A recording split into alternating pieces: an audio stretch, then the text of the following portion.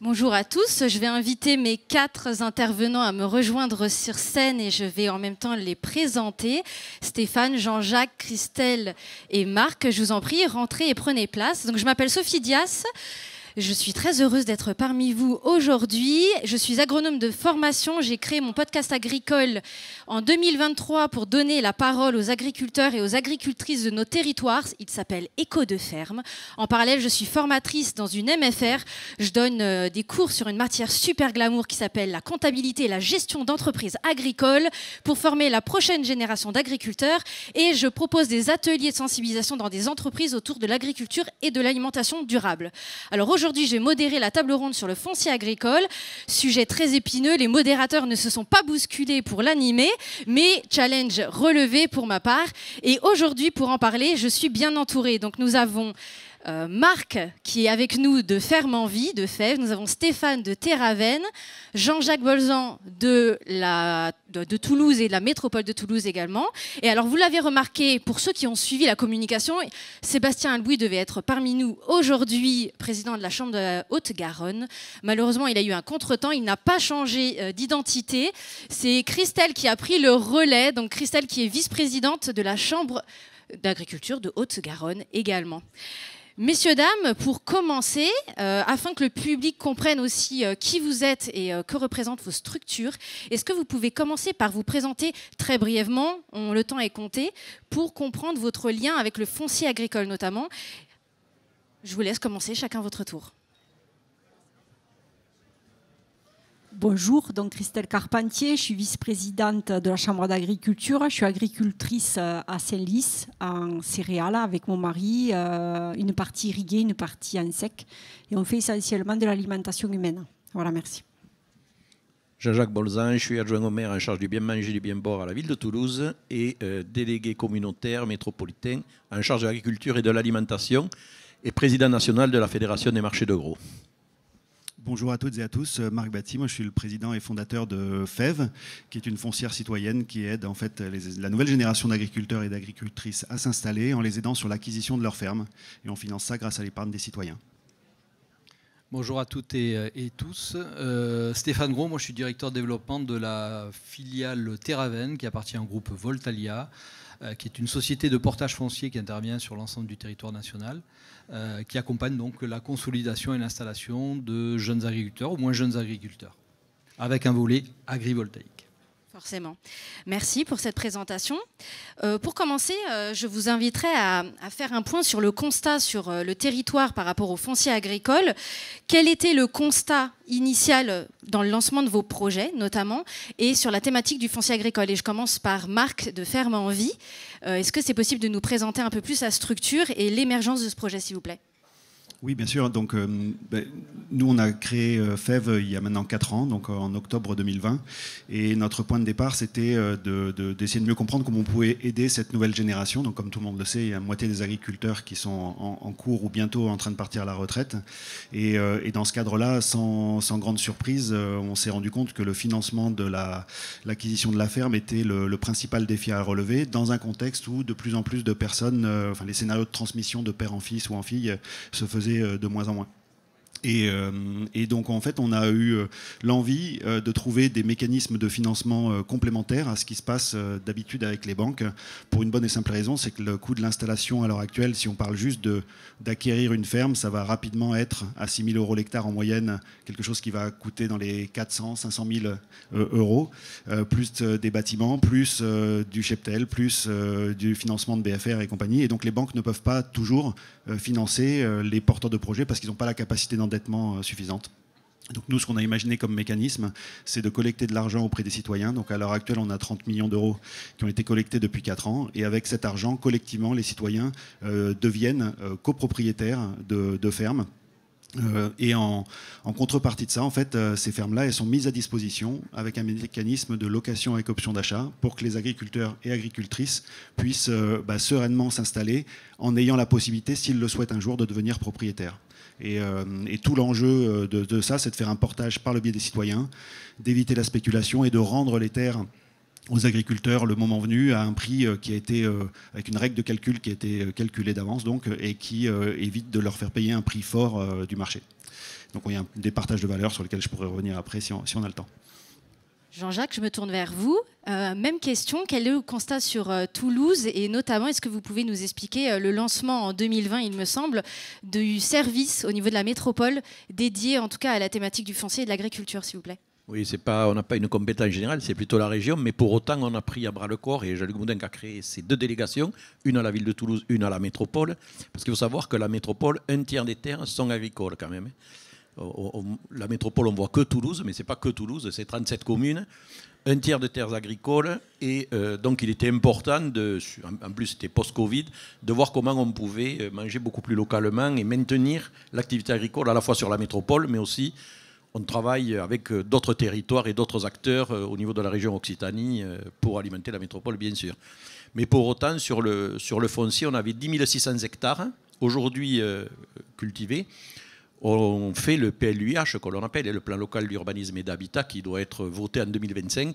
On a figé ces 10 600 hectares. On ne touchera pas 1 hectare de ce qui était il y a 5 ans agricole, alors qu'avant, on aurait impacté quelques terres pour le dynamisme de Toulouse, puisqu'on sait qu'on est la ville et la métropole qui accueillent le plus. Donc il faut bien faire du logement aussi, construire, accueillir les activités économiques. Mais pour autant, on préserve, et c'est pour ça que la délégation a été créée, bien identifiée. Un nouveau service a été créé avec 3 personnes pour garder cette emprise agricole, parce qu'on a besoin de ces acteurs pour en partie faire du circuit court et travailler sur notre souveraineté alimentaire et au-delà.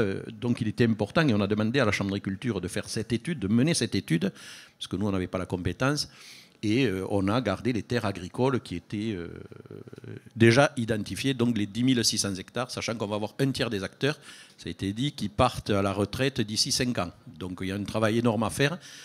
Et je voudrais saluer l'ensemble des acteurs, parce que je crois que c'est chacun qui amène, on ne monte pas un mur comme ça ou une action, c'est chacun qui amène du producteur au transformateur, en passant par les coopératives, en passant par les restaurateurs, en fait tous acteurs, les consommateurs, parce que l'acte d'achat est important aussi, on n'en parle pas, mais si on peut produire, on peut faire tout ce qu'on veut. Si l'achat se fait différemment, l'action que l'on mènera tous ensemble ne mènera pas. Par contre, je crois à la bonne volonté de tous, et c'est ensemble, en fédérant les acteurs, qu'on pourra arriver à mener à bien cette transformation agroécologique, comme on parlait, à la fois avec les légumineuses, mais à la fois aussi quand même avec les éleveurs. Pensons aux éleveurs, légumes c'est bien, avec de la viande c'est mieux. Voilà.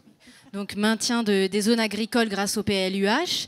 Vous citiez la Chambre d'agriculture à l'instant, donc l'occasion de tendre le micro à Christelle. Alors même question, quel est le constat sur cette région? Alors vous, plus particulièrement sur le département de la Haute-Garonne, sur cette thématique de l'accès au foncier?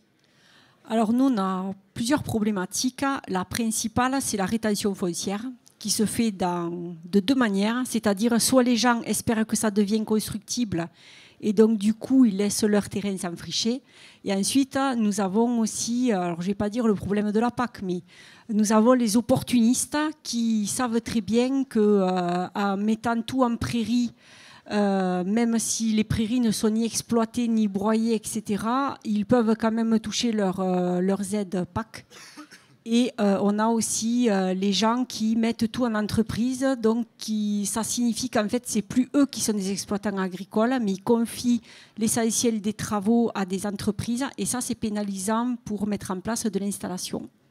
Donc une partie des terres qui est non travaillée, avec comme si on pourrait dire un peu un système de rente. On attend finalement une solution financière qui va attendre soit via la PAC, soit... C'est ça. Et notre autre inquiétude, c'est que nous ayons des propriétaires qui se lancent dans des faux projets d'agrivoltaïsme, entre autres, c'est-à-dire où ils permettraient d'avoir un revenu électrique et plus un revenu agricole.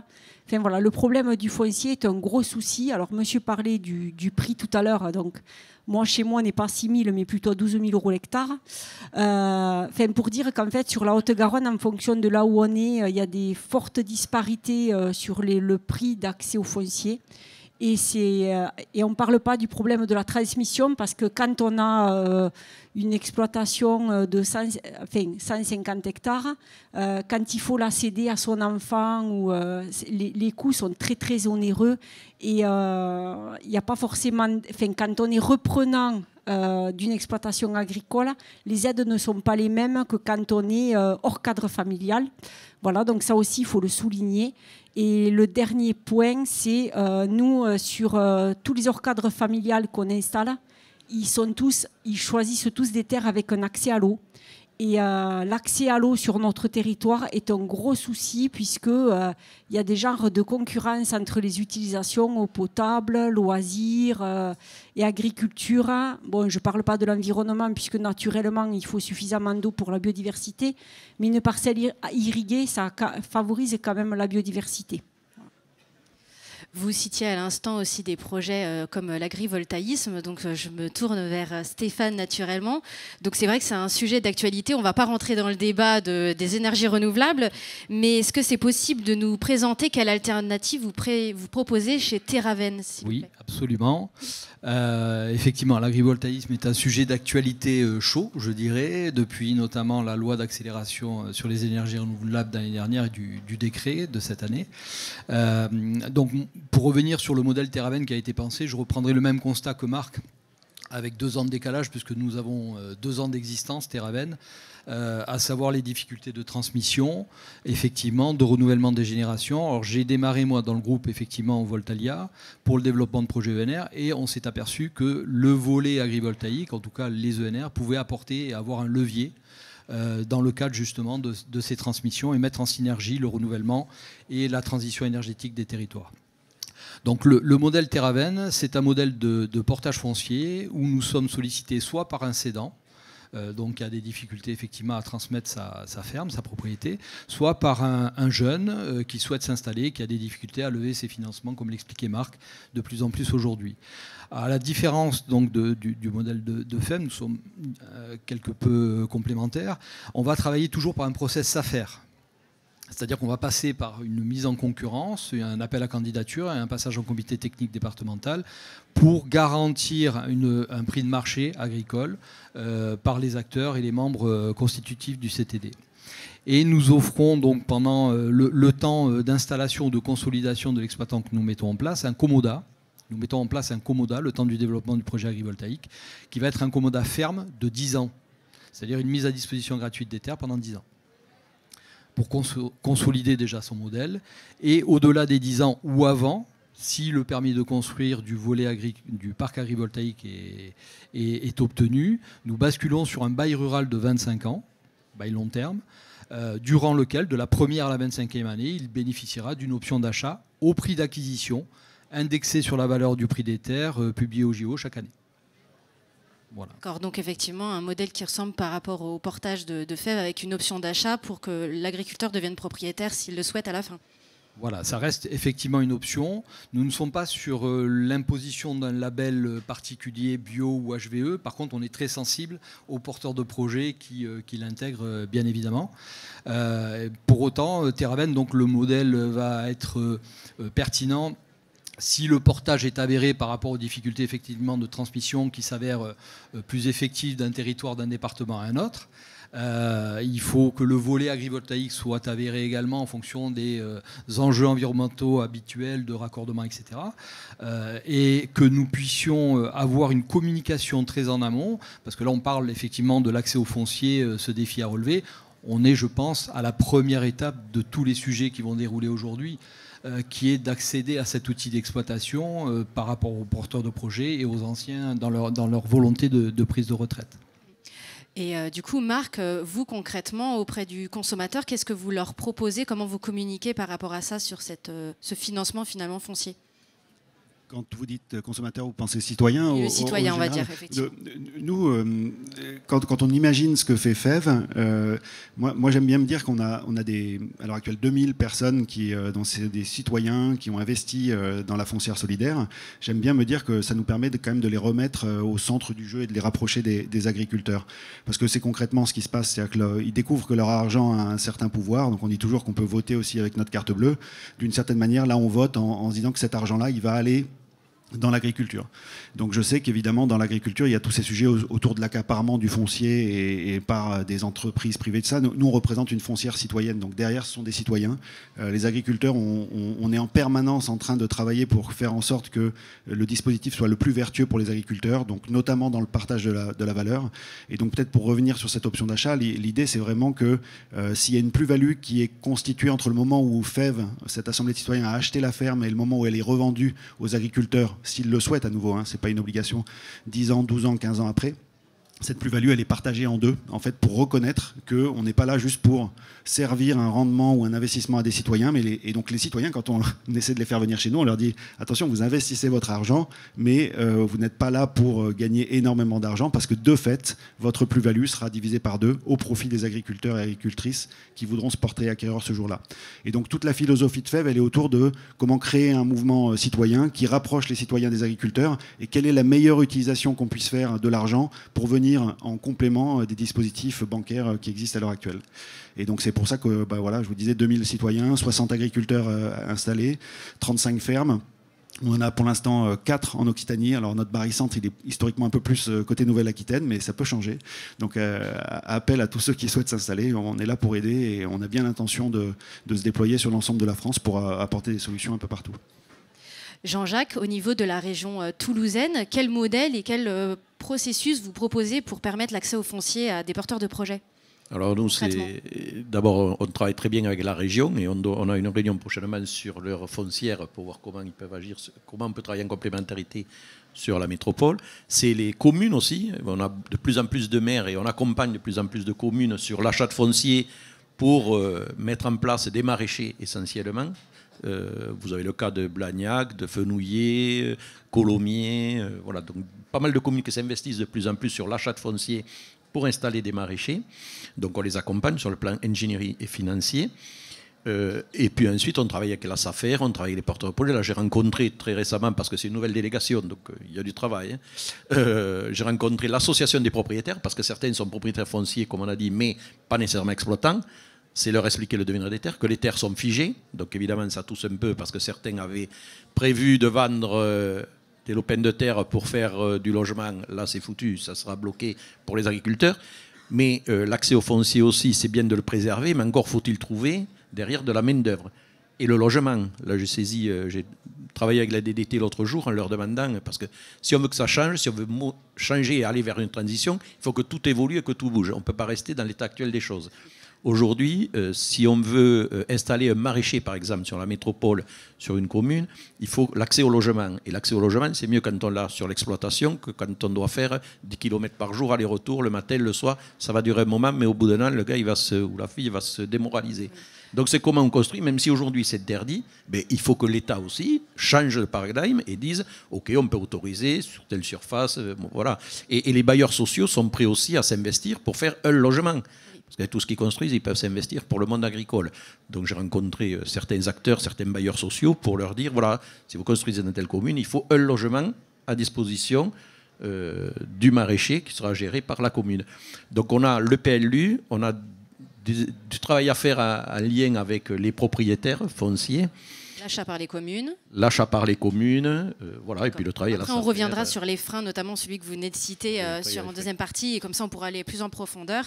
Mais en tout cas, dans le constat, on note bien qu'il y a cette problématique d'envolée des prix, l'accaparement du foncier, comme vous le disiez, cette nécessité d'encadrer aussi via un PLUH, mais aussi vous proposez chacun d'entre vous des solutions différentes pour permettre l'accès au foncier agricole. Donc on a vu effectivement soit porter des avis par rapport à la Chambre lors des instructions de dossiers de porteurs de projets, le maintien de l'agriculture dans les bassins de vie et la création de filières aussi, vous n'en avez pas encore parlé mais ça peut être aussi l'occasion de revenir dessus, et la mise en place de projets innovants, soit autour de l'agrivoltaïsme, soit autour effectivement de l'agroécologie en impliquant le consommateur comme chez FEV. Donc différentes solutions de financement finalement pour un accès au foncier et favoriser les installations. Et ça m'emmène sur une autre partie que je voulais aborder avec vous, sur les freins notamment. Quels sont les principaux freins aujourd'hui au développement de vos projets? Je vais commencer par, du coup, Monsieur Bolzan. On enchaîne comme ça sur cette thématique du logement que vous venez de citer. Mis à part celle-ci, si vous voulez rajouter un complément, qu'est-ce qu'il y a d'autre qui bloque pour vous? Nous, d'après les retours que l'on a, nous, par rapport aux acteurs qui viennent nous voir, c'est le logement, où est-ce que je vais être logé, comment ça se passait ou autre. Après, c'est le développement économique aussi, c'est installer quelqu'un, lui permettre d'accéder au foncier, c'est les débouchés. Donc là, on a multiples acteurs, hein. On a la restauration collective, privée, en fonction, on a les marchés de producteurs locaux en fonction aussi de la production. C'est toujours pareil, on a l'industrie agroalimentaire, enfin, tout le monde joue le jeu, et heureusement, c'est ce qui est intéressant, c'est que ça fédère, c'est un sujet fédérateur. Mais sur le foncier, c'est le logement, c'est l'accès à l'eau, qui peut être problématique aussi, hein, sur la métropole. Puis c'est de trouver les porteurs de projets. Moi, nous, sur les communes, je vois Pibrac, le dernier que j'ai en tête, hein, il y a eu 2 candidatures, hein. Et 2 candidatures, c'est pas énorme. Et les 2, je me pose des questions, il faut bien les accompagner surtout. Il ne faut pas les laisser dire, ben ça y est, j'ai trouvé le maraîcher, hop, je lui mets à disposition les outils, et il se démerde. Donc derrière, il faut travailler, et on y travaille à la métropole. On regarde comment on pourrait mettre cette chose en place, cette action en place d'accompagnement une fois qu'on a choisi le maraîcher.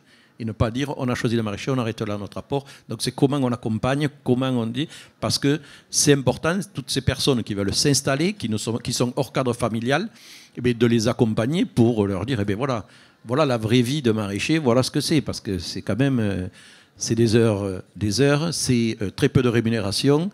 Donc il faut revaloriser. Et juste un mot, parce que je voudrais lancer la pique là. C'est dommage que le recteur n'ait pas été invité de l'Académie de Toulouse, parce qu'entre ce qu'on a entendu, le cas que j'ai eu à Saint-Gaudens, où on expliquait à un jeune qu'il avait les moyens de continuer et qu'il ne fallait pas qu'il aille en lycée agricole, alors que le jeune, une fois, il a rien allé à l'école, et quand il est passé au lycée agricole, il s'est éclaté, il s'est épanoui et autres. Je trouve que l'éducation nationale doit se poser des questions et réorienter les jeunes en fonction du métier qu'ils veulent faire. Voilà. Donc ça, c'est mon petit coup de gueule. Mais donc, nous, la métropole, on doit accompagner, au-delà du foncier, il faut qu'on accompagne tous ces acteurs. Une fois qu'on les a choisis, il faut les accompagner. Dans les vocations. Voilà. Et puis, on a pas mal d'associations du milieu associatif. Il ne faut pas réinventer le monde non plus, parce qu'il y a suffisamment d'acteurs qui peuvent faire le job et qui sont là, qui sont déjà impliqués dans l'accompagnement ou autre. Donc, il s'agit de travailler avec ces acteurs-là pour faire le job.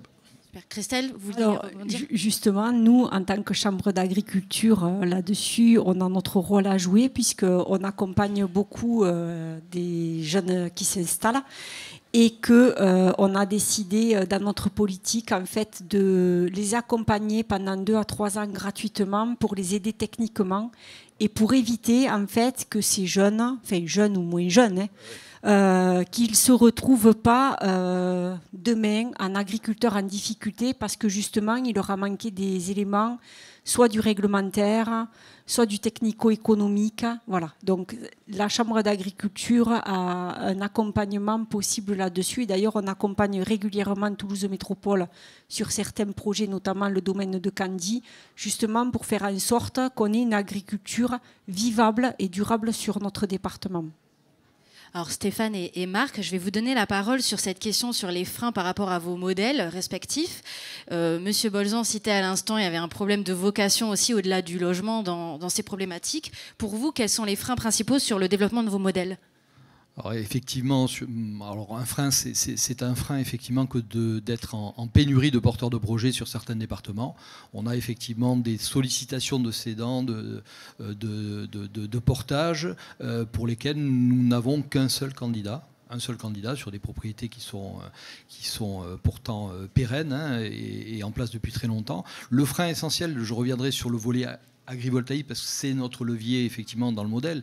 Il est desservi par des projets alibis qui ont été sur les serres agrivoltaïques pendant très très longtemps, où on avait une absence totale d'activité agricole en fait sous ces serres.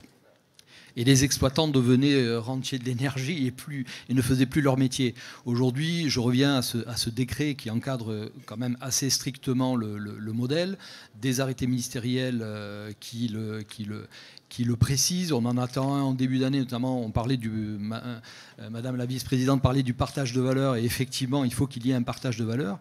Et dans le modèle que nous avons travaillé, nous avons effectivement pensé la chose de manière à ce que Terraven étant filiale de Voltalia, là où vous avez d'autres développeurs, et c'est un modèle classique, vont louer des terres avec une certaine rémunération redevance, nous, la part de redevance va aller à des actions effectivement collectives via la Chambre d'agriculture. On propose d'abonder un fonds de dotation pour des actions qui vont toucher soit le financement de CUMA, d'ASA, ou des actions plus ciblées au niveau du territoire. Et nous ouvrons également, pour rebondir sur ce que disait M. Bolzan, également la plupart des projets au financement participatif aujourd'hui de territoire. On est à un tournant, une réflexion effectivement où aujourd'hui la transmission, le renouvellement et la transition énergétique peuvent se marier.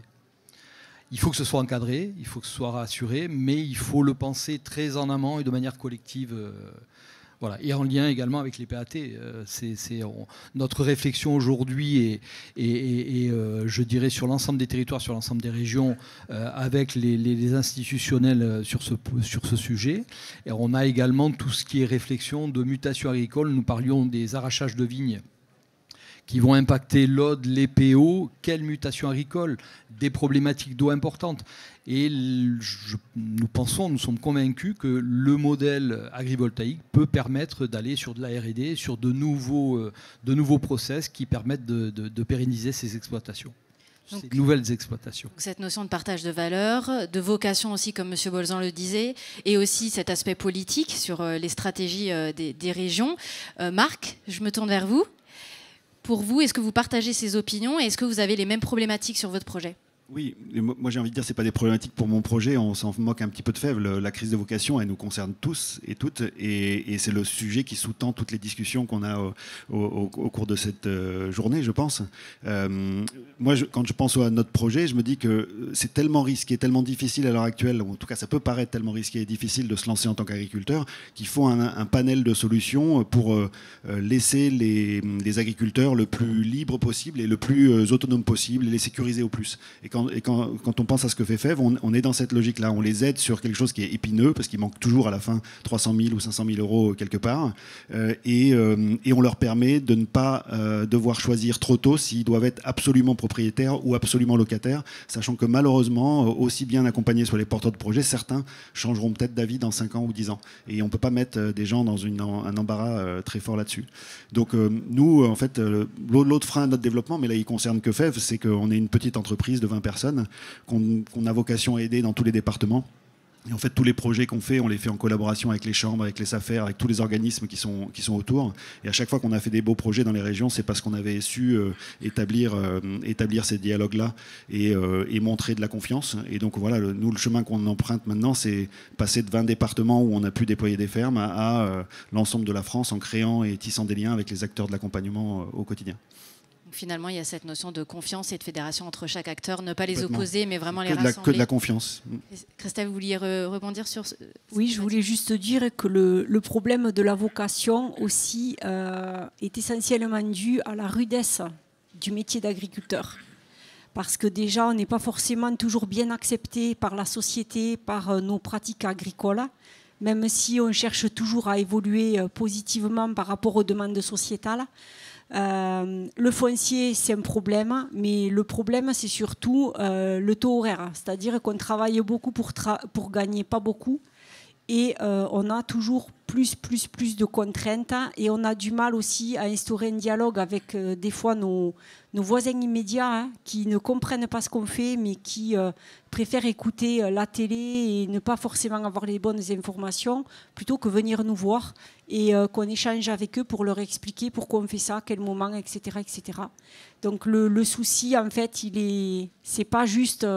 j'ai pas envie d'être agriculteur, c'est aujourd'hui, c'est quoi être agriculteur et comment on peut faire pour que ça soit moins difficile en fait. Donc dans les défis à relever, on note cette revalorisation du métier d'agriculteur, du coup besoin de fédération entre les acteurs, préserver les zones agricoles, notamment avec le PLUH, et aussi limiter les envolées de prix avec des modèles comme ceux que vous avez cités et mis en lumière.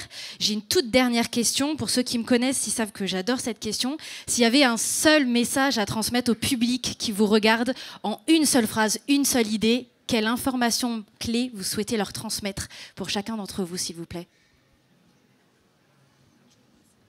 Battez-vous. Alors, moi, je vais dire une seule chose, c'est qu'aujourd'hui, malheureusement ou heureusement, les agriculteurs ne sont pas condamnés à uniquement une vocation alimentaire. Ils ont aussi la possibilité d'être producteurs d'énergie durable, j'insiste bien, ou énergie verte, chacun l'appelle comme il veut.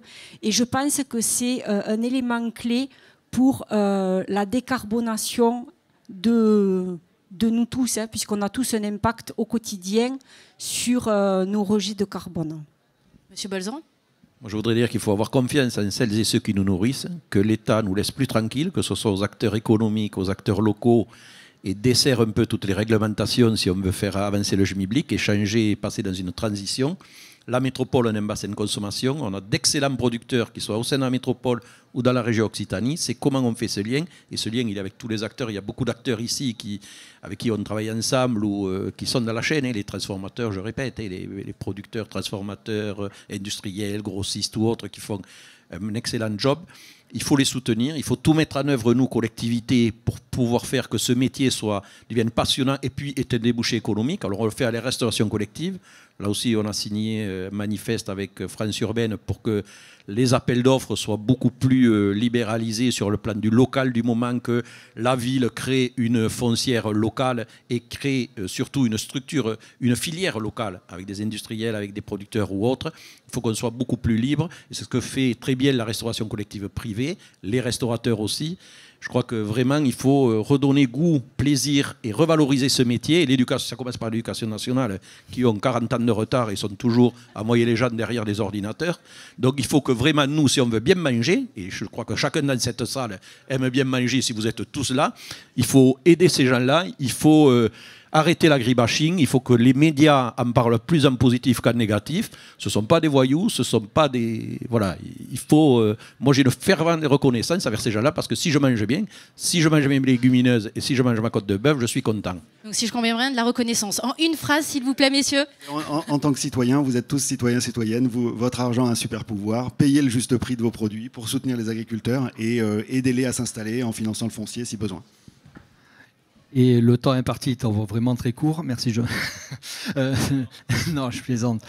Fédérer, penser nos projets de territoire très très en amont, avec un modérateur peut-être à inventer qui mette en lien effectivement tous les acteurs du territoire pour penser nos projets agrivoltaïques et de portage foncier de manière sécure et pérenne pour l'activité. Très bien, je voudrais remercier mes 4 intervenants. Merci aussi à AgriAgroPro, mais aussi public d'avoir été aussi attentif. On sera disponible dans 20 minutes au moment de la pause pour répondre à vos questions.